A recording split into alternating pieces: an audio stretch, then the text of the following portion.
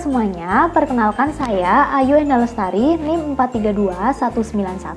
432-191-20019, jurusan Akuntansi Universitas Mercu Buana. Dalam video ini, saya akan mempresentasikan mengenai kondisi perekonomian di Indonesia. Video ini saya buat untuk memenuhi tugas besar 2 mata kuliah perekonomian Indonesia dengan dosen pengampu Ibu Rike Pernamasari. Oke, langsung saja ke videonya. Selamat menonton!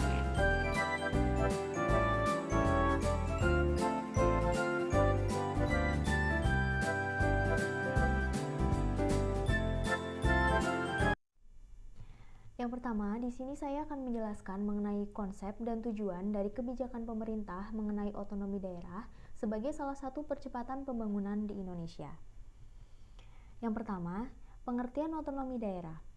Berdasarkan Undang-Undang Nomor 32 Tahun 2004 tentang Pemerintahan Daerah, definisi otonomi daerah adalah hak, wewenang, dan kewajiban daerah otonom untuk mengatur dan mengurus sendiri urusan pemerintahan dan kepentingan masyarakat setempat sesuai dengan peraturan perundang-undangan.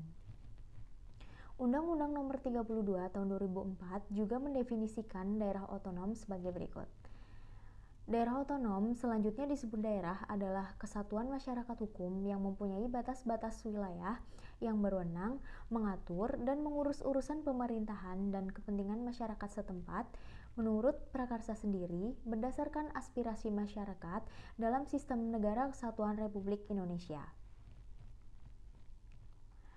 Kemudian yang kedua, tujuan otonomi daerah. Tujuan dari otonomi daerah menurut Undang-Undang Nomor 32 Tahun 2004 tentang Pemerintahan Daerah, Pasal 2 Ayat 3 menyebutkan bahwa tujuan otonomi daerah ialah menjalankan otonomi yang seluas-luasnya kecuali urusan pemerintahan yang memang menjadi urusan pemerintah dengan tujuan untuk meningkatkan kesejahteraan masyarakat, pelayanan umum, dan daya saing daerah. Berikut ini akan saya jelaskan. Yang pertama, tujuan dari otonomi daerah itu adalah meningkatkan pelayanan umum. Dengan adanya otonomi daerah, diharapkan ada peningkatan pelayanan umum secara maksimal dari lembaga pemerintah di masing-masing daerah. Dengan pelayanan yang maksimal tersebut, diharapkan masyarakat dapat merasakan secara langsung manfaat dari otonomi daerah. Kemudian yang kedua, meningkatkan kesejahteraan masyarakat. Setelah pelayanan yang maksimal dan memadai, diharapkan kesejahteraan masyarakat pada suatu daerah otonom lebih baik dan meningkat. Tingkat kesejahteraan masyarakat tersebut menunjukkan bagaimana daerah otonom bisa menggunakan hak dan wewenangnya secara tepat, bijak, dan sesuai dengan yang diharapkan. Kemudian selanjutnya, meningkatkan daya saing daerah. Dengan menerapkan otonomi daerah, diharapkan dapat meningkatkan daya saing daerah dan harus memperhatikan bentuk keanekaragaman suatu daerah serta kekhususan atau keistimewaan daerah tertentu serta tetap mengacu pada semboyan negara kita yaitu Bhinneka Tunggal Ika. Walaupun berbeda-beda tapi tetap satu jua. Kemudian yang selanjutnya, konsepsi pelaksanaan otonomi daerah. Secara konseptual, pelaksanaan otonomi daerah di Indonesia dilandasi oleh 3 tujuan utama yang meliputi tujuan politik, administratif, dan tujuan ekonomi. Hal yang ingin diwujudkan melalui tujuan politik dalam pelaksanaan otonomi daerah diantaranya adalah upaya untuk mewujudkan demokratisasi politik melalui partai politik dan Dewan Perwakilan Rakyat Daerah. Perwujudan tujuan administratif yang ingin dicapai melalui pelaksanaan otonomi daerah adalah adanya pembagian urusan pemerintahan antara pusat dan daerah termasuk sumber keuangan serta pembaharuan manajemen birokrasi pemerintahan di daerah. Sedangkan tujuan ekonomi yang ingin dicapai dalam pelaksanaan otonomi daerah di Indonesia adalah terwujudnya peningkatan indeks pembangunan manusia sebagai indikator peningkatan kesejahteraan masyarakat Indonesia. Dalam konsep otonomi daerah, pemerintah dan masyarakat di suatu daerah memiliki peranan yang penting dalam peningkatan kualitas pembangunan di daerahnya masing-masing. Hal ini terutama disebabkan karena daerah otonomi daerah terjadi peralihan kewenangan yang awalnya diselenggarakan oleh pemerintah pusat, kini menjadi urusan pemerintah daerah masing-masing. Upaya ini didorong oleh kenyataan bahwa daerah harus mempunyai dana yang cukup untuk melakukan kegiatan baik itu rutin maupun pembangunan. Dengan skenario semacam ini, banyak daerah akan terjebak pada pola tradisional dalam perolehan pendapatan daerah, yaitu mengintensifkan pemungutan pajak dan retribusi. Bukankah secara empiris tidak terbantahkan lagi bahwa banyaknya pungutan hanya akan menambah biaya ekonomi yang ujung-ujungnya hanya akan merugikan perkembangan ekonomi daerah setempat? Kalau pemerintah daerah ingin menarik minat investor sebanyak-banyaknya, mengapa pada saat yang sama justru mengurangi minat investor untuk berinvestasi? Kemudian yang kedua, pemahaman terhadap konsep desentralisasi dan otonomi daerah yang belum mantap. Desentralisasi adalah sebuah mekanisme penyelenggaraan pemerintah yang menyangkut pola hubungan antara pemerintah nasional dan pemerintah lokal. Desentralisasi diperlukan dalam rangka peningkatan efisiensi dan efektivitas penyelenggaraan pemerintahan. Meskipun demikian, tata pemerintah lokal yang baik pada saat ini belum dapat dilaksanakan di Indonesia. Meskipun sistem desentralisasi telah dilaksanakan, mentalitas dari aparat pemerintah baik pusat maupun daerah masih belum mengalami perubahan yang mendasar. Hal ini terjadi karena perubahan sistem tidak dibarengi dengan penguatan kualitas sumber daya manusia yang menunjang sistem pemerintahan yang baru. Pelayanan publik yang diharapkan yaitu birokrasi yang sepenuhnya mendedikasikan diri untuk memenuhi kebutuhan rakyat sebagai pengguna jasa adalah pelayanan publik yang ideal. Untuk merealisasikan bentuk pelayanan publik yang sesuai dengan asas desentralisasi diperlukan perubahan paradigma secara radikal dari aparat birokrasi sebagai unsur utama dalam pencapaian tata pemerintahan lokal. Kemudian masalah yang selanjutnya, penyediaan aturan pelaksanaan otonomi daerah yang belum memadai. Parlemen di daerah tumbuh menjadi sebuah kekuatan politik real yang baru. Lembaga legislatif ini secara merdeka dapat melakukan sendiri pemilihan gubernur dan bupati atau wali kota tanpa intervensi kepentingan dan pengaruh politik pemerintah pusat. Kebijakan di daerah juga dapat ditentukan sendiri di tingkat daerah atas kesepakatan pemerintah daerah dan Dewan Perwakilan Rakyat Daerah atau DPRD. Setidaknya terdapat dua penyebab utama mengapa hal ini bisa terjadi, yaitu pertama, pemerintah pusat rupanya tak kunjung serius memberikan hak otonomi kepada pemerintah di daerah.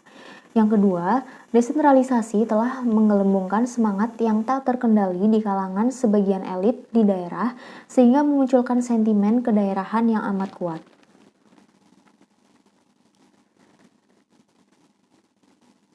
Kemudian masalah selanjutnya yaitu kondisi SDM aparatur pemerintah yang belum menunjang sepenuhnya pelaksanaan otonomi daerah. Penyelenggaraan otonomi daerah yang sehat dapat diwujudkan melalui peningkatan kapasitas dan kompetensi yang dimiliki manusia sebagai pelaksananya. Penyelenggaraan otonomi daerah hanya dapat berjalan dengan sebaik-baiknya apabila manusia pelaksananya baik dalam artian mentalitas, integritas maupun kapasitasnya. Pentingnya posisi manusia pelaksana ini karena manusia merupakan unsur dinamis dalam organisasi yang bertindak atau berfungsi sebagai subjek penggerak roda organisasi pemerintahan. Oleh sebab itu, kualitas mentalitas dan kapasitas manusia yang kurang memadai dengan sendirinya melahirkan implikasi yang kurang menguntungkan bagi penyelenggaraan otonomi daerah. Kemudian masalah selanjutnya adalah korupsi di daerah. Fenomena lain yang sejak lama menjadi kekhawatiran banyak kalangan berkaitan dengan implementasi otonomi daerah adalah bergesernya praktik korupsi dari pusat ke daerah. Sinyalemen ini menjadi semakin beralasan ketika terbukti bahwa banyak pejabat publik yang masih mempunyai kebiasaan menghambur-hamburkan uang rakyat untuk piknik ke luar negeri dengan alasan studi banding. Juga mulai terdengar bagaimana anggota legislatif mulai menggunakan kekuasaannya atas eksekutif untuk menyetujui anggaran rutin DPRD yang jauh lebih besar daripada sebelumnya.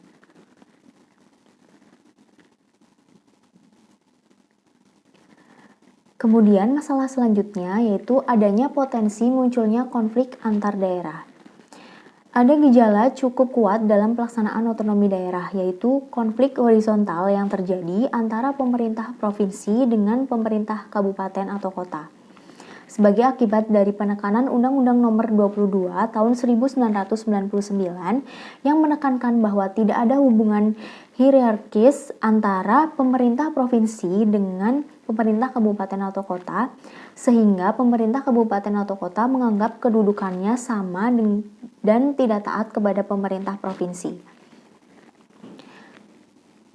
Dengan pelaksanaan otonomi daerah, muncul gejala etnosentrisme atau fenomena primordial kedaerahan semakin kuat.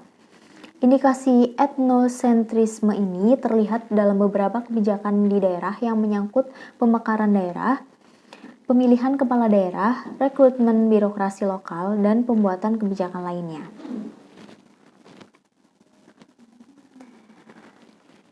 Setelah beberapa masalah yang tadi saya jelaskan, di sini saya akan menjelaskan bagaimana pemerintah pusat menyelesaikan masalah otonomi daerah ini.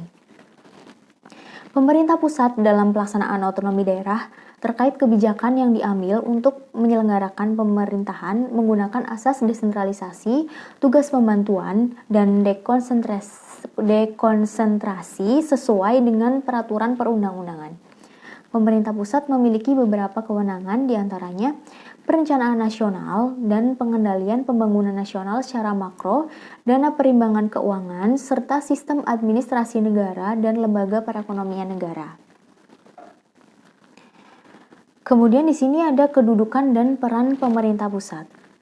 Dalam otonomi daerah, pemerintah pusat memiliki beberapa fungsi seperti fungsi layanan, fungsi pengaturan, dan fungsi pemberdayaan. Yang pertama akan saya bahas adalah fungsi layanan. Tujuan dari fungsi pelayanan yaitu memenuhi kebutuhan masyarakat dengan cara tidak diskriminatif, tidak memberatkan, serta dengan kualitas yang sama. Sehingga dalam pelaksanaan fungsi ini, pemerintah tidak pilih kasih, melainkan semua orang memiliki hak yang sama.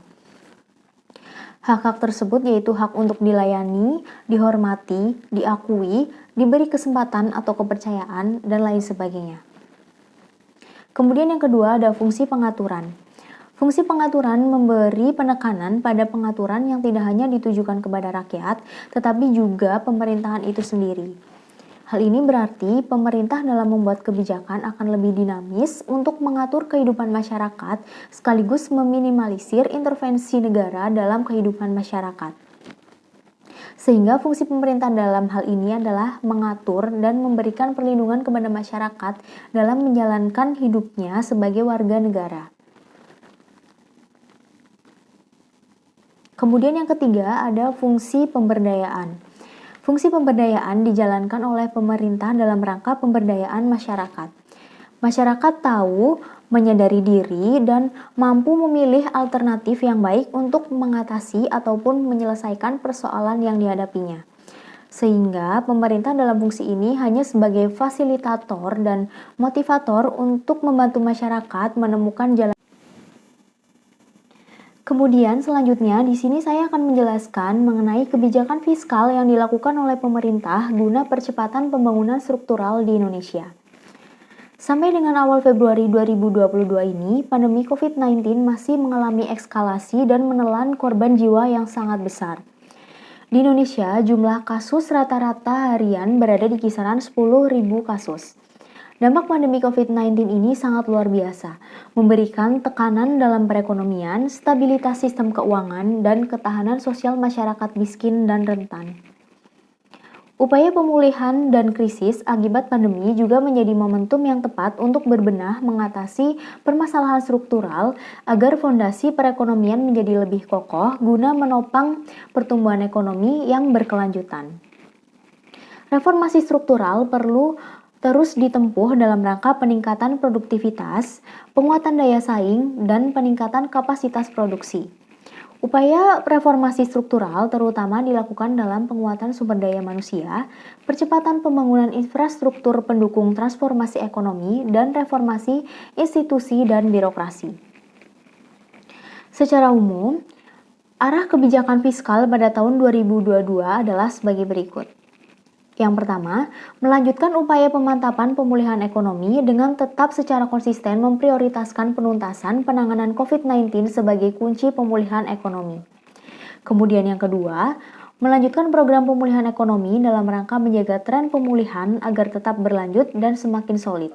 Hal ini ditempuh dengan menjaga keberlanjutan program perlindungan sosial untuk menjaga konsumsi dan mencegah kemunduran sosial bagi masyarakat miskin dan rentan, serta memperkuat daya ungkit UMKM dan dunia usaha agar mampu bangkit menjalankan usahanya. Kemudian yang ketiga, mendukung reformasi struktural dalam rangka peningkatan kapasitas produksi dan daya saing melalui penguatan sumber daya manusia, yaitu penguatan kualitas pendidikan dalam mewujudkan SDM unggul yang berdaya saing, penguatan sistem kesehatan yang terintegrasi dan handal, serta penguatan program perlindungan sosial yang berbasis siklus hidup dan antisipasi aging population serta adaptif. Sementara itu, reformasi struktural juga diarahkan untuk penguatan dukungan infrastruktur ICT, konektivitas, energi, dan pangan untuk mendukung transformasi ekonomi serta penguatan institusional dan simplifikasi regulasi antara lain melalui reformasi birokrasi dan terobosan Undang-Undang Cipta Kerja dan penguatan peran Sovereign Wealth Fund atau SWF. Kemudian yang keempat, mendukung pemantapan pemulihan dan reformasi struktural melalui berbagai terobosan dan inovasi kebijakan fiskal dalam rangka optimalisasi pendapatan, penguatan spending better, dan inovasi pembiayaan. Upaya optimalisasi pendapatan ditempuh melalui penggalian potensi, perluasan basis perpajakan, peningkatan kepatuhan wajib pajak, dan optimalisasi pengelolaan aset dan inovasi layanan. Sedangkan penguatan spending better ditempuh dengan mendorong agar pemanfaatan anggaran benar-benar sesuai dengan kebutuhan dan efektif untuk menstimulasi perekonomian dan meningkatkan derajat kesejahteraan masyarakat. Kemudian kebijakan yang kelima, yaitu menjaga agar pelaksanaan kebijakan fiskal di tahun 2022 ini dapat berjalan optimal sehingga menjadi fondasi yang kokoh terwujudnya konsolidasi fiskal yang smooth di tahun 2023. Kemudian selanjutnya di sini saya akan menjelaskan mengenai kaitan atau hubungan kebijakan percepatan pembangunan yang tadi saya jelaskan bagi peran Indonesia dalam menghadapi globalisasi ekonomi.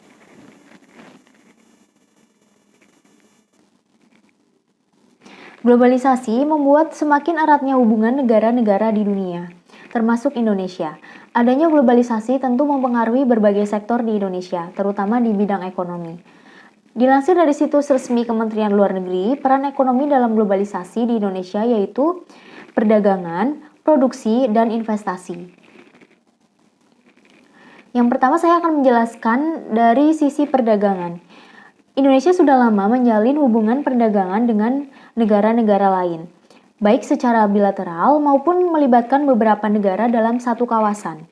Jalinan hubungan perdagangan dilihat dari partisipasi Indonesia secara aktif pada Perjanjian Perdagangan Bebas di ASEAN Free Trade Asia atau AFTA, kemudian hubungan dagang dengan Korea Selatan, dan menjadi anggota World Trade Organization or WTO. Kemudian, di produksi, Indonesia melakukan kerjasama produksi dengan berbagai negara seperti menjadi anggota Asia Pacific Economic Cooperation atau disingkat APEC, dan juga Indonesia juga aktif menjalin hubungan kerjasama dengan anggota ASEAN dalam berbagai bidang, salah satunya mesin diesel di Singapura. Kemudian, di bidang investasi, Indonesia mengizinkan negara lain untuk menanamkan modal atau berinvestasi di Indonesia. Pembenahan infrastruktur yang dibangun menjadi salah satu hal yang mampu menarik investor dari luar negeri. Selanjutnya, di sini saya akan menjelaskan mengenai tantangan dan hambatan di masa yang akan datang dan juga solusi yang dapat diambil dalam menghadapi persaingan global saat ini.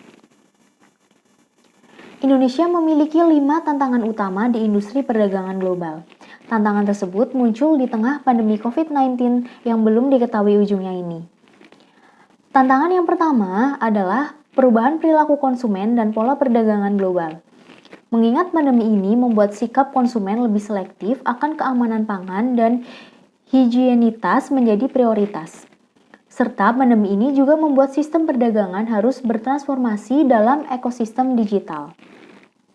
Kemudian tantangan yang kedua yaitu proteksionisme perdagangan dalam meningkatnya hambatan perdagangan. Di antaranya pemberlakuan tarif oleh negara mitra dagang, kewajiban lisensi impor dari negara mitra dagang, dan sustainable issues yang mana produk ekspor harus bersifat ramah lingkungan. Kemudian tantangan yang ketiga adalah perundingan kerjasama perdagangan menjadi sulit diselesaikan. Padahal adanya perundingan yang baik memungkinkan untuk meningkatkan arus investasi, membuka pasar untuk produk baru, dan mengurangi hambatan perdagangan baik berupa eliminasi tarif atau pengurangan hambatan non-tarif. Kemudian tantangan yang keempat, potensi defisit dan resesi ekonomi, mengingat telah banyaknya negara maju di berbagai benua yang mengumumkan masuk jurang resesi pada tahun ini. Pun perang dagang antara China dan Amerika Serikat kian memanas. Kemudian tantangan yang terakhir yaitu UMKM paling terdampak selama pandemi. Sehingga pelaku usaha sektor ini perlu terus dipacu untuk berinovasi, menghasilkan produk yang baru dan berstandar ekspor. UMKM juga diminta melakukan diversifikasi produk agar mampu bertahan di situasi bisnis yang masih belum pasti ini. Kemudian, solusi untuk menghadapi tantangan globalisasi ekonomi ini adalah yang pertama, peningkatan daya saing ekonomi. Meningkatkan daya saing pada ekonomi rakyat jelas tidak mudah. Masalah terbesar dalam upaya peningkatan daya saing pada level rakyat adalah minimnya akumulasi modal dan kurangnya pengetahuan. Strategi terbaik yang dapat dilakukan adalah dengan upaya pemerintah untuk mendorong pertumbuhan koperasi. Keberadaan koperasi dapat mempermudah koordinasi para pemilik usaha dengan karakteristik yang homogen. Mereka bisa menggabungkan modal untuk membeli peralatan yang diperlukan untuk meningkatkan nilai tambah barang yang diproduksi, sesuatu yang sulit dilakukan bila mereka bergerak sendiri-sendiri. Salah satu bentuk konkret upaya pemerintah Indonesia dalam meningkatkan komitmennya dalam mendukung optimalisasi daya saing guna memacu produktivitas dan pertumbuhan ekonomi yang berkualitas dengan terbitnya Inpres nomor 6 tahun 2014 pada 1 September 2014. Melalui Inpres tersebut, Presiden Republik Indonesia menginstruksikan kepada jajaran pemerintah di seluruh Indonesia untuk mengambil langkah-langkah yang diperlukan sesuai dengan tugas, fungsi, kewenangan masing-masing secara terkoordinasi dan terintegrasi untuk meningkatkan daya saing nasional dan melakukan persiapan pelaksanaan MEA yang akan dimulai pada tahun 2015. Kemudian, solusi selanjutnya yaitu peningkatan laju ekspor. Indonesia harus bekerja ekstra keras menjadi pelaku perdagangan. Produk-produk yang dihasilkan perusahaan baik kategori besar ataupun usaha mikro, kecil, dan menengah atau UMKM harus mampu berdaya saing. Oleh sebab itu, kualitas produk dan jasa harus dinomorsatukan agar bisa diterima di pasar global. Perlu adanya langkah cerdas dari kebijakan pemerintah yang memberikan kesempatan yang seluas-luasnya kepada para pelaku industri seperti beban pajak yang tidak memberatkan, proses pengurusan usaha yang tidak membutuhkan banyak meja atau aturan berbelit, meniadakan aroma korupsi birokrasi dalam pengurusan usaha. Masalah tersebut dimaksudkan untuk menimbulkan gairah kepada masyarakat Indonesia agar ikut andil dalam menciptakan ekonomi kreatif yang berdaya saing tinggi dan meningkatkan laju ekspor. Dalam bidang jasa, peran pemerintah sangat penting seperti program peningkatan kemampuan bahasa asing agar tenaga kerja di Indonesia mampu bersaing dengan tenaga kerja lokal di luar negeri. Pengurusan sertifikasi keahlian pun jangan sampai memakan waktu lama atau berbelit. Kemudian solusi selanjutnya yaitu pemberdayaan UMKM. Belum kokohnya fundamental perekonomian Indonesia saat ini mendorong pemerintah untuk terus memberdayakan usaha mikro kecil dan menengah atau UMKM. Pemberdayaan UMKM di tengah arus globalisasi dan tingginya persaingan membuat UMKM harus mampu menghadapi tantangan global seperti meningkatkan inovasi produk dan jasa, pengembangan sumber daya manusia dan teknologi, serta perluasan area pemasaran. Hal ini dilakukan untuk menambah nilai jual UMKM itu sendiri. utamanya agar dapat bersaing dengan produk-produk asing yang kian membanjiri sentra industri dan manufaktur di Indonesia. Mengingat UMKM adalah sektor ekonomi yang mampu menyerap tenaga kerja terbesar di Indonesia. Kemudian selanjutnya adalah perbaikan infrastruktur. Kemampuan daya saing produk Indonesia menuntut ketersediaan infrastruktur yang memadai. Infrastruktur yang kurang maksimal akan memperlambat gerak laju ekspor berbagai produk. Akibatnya, kepercayaan permintaan luar negeri terhadap produk kita mengalami penurunan. Bahkan, produk yang berdiam lama selama di perjalanan akan mengalami penyusutan kualitas. Sama halnya dalam permintaan jasa, seperti tenaga kerja kita ke luar negeri juga membutuhkan sarana infrastruktur yang memadai agar permintaan luar negeri terhadap tenaga kerja kita bisa sesuai jadwal.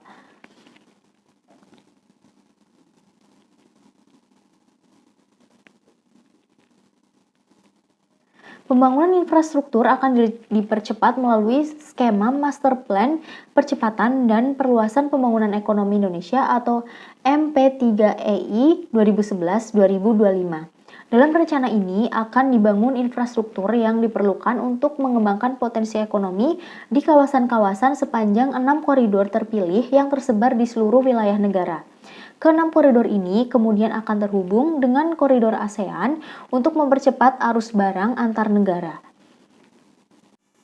Solusi selanjutnya adalah ketahanan ekonomi.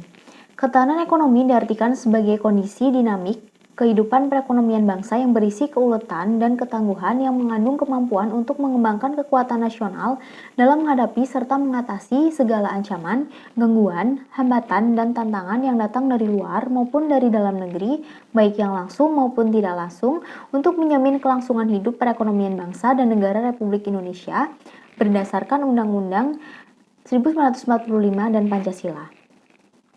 Usaha untuk mencapai ketahanan ekonomi yang diinginkan perlu upaya pembinaan terhadap berbagai hal yang dapat menunjangnya, antara lain, sistem ekonomi Indonesia diarahkan untuk dapat mewujudkan kemakmuran dan kesejahteraan yang adil dan merata di seluruh wilayah Nusantara melalui ekonomi kerakyatan untuk menjamin kesinambungan pembangunan nasional, kelangsungan hidup bangsa dan negara berdasarkan Pancasila dan Undang-Undang 1945. Kemudian, struktur ekonomi dimantapkan secara seimbang dan saling menguntungkan dalam keselarasan dan keterpaduan antar sektor pertanian dengan perindustrian dan jasa. Kemudian selanjutnya, pembangunan ekonomi dilaksanakan sebagai usaha bersama atas dasar asas kekeluargaan di bawah pengawasan anggota masyarakat, serta memotivasi dan mendorong peran serta masyarakat secara aktif.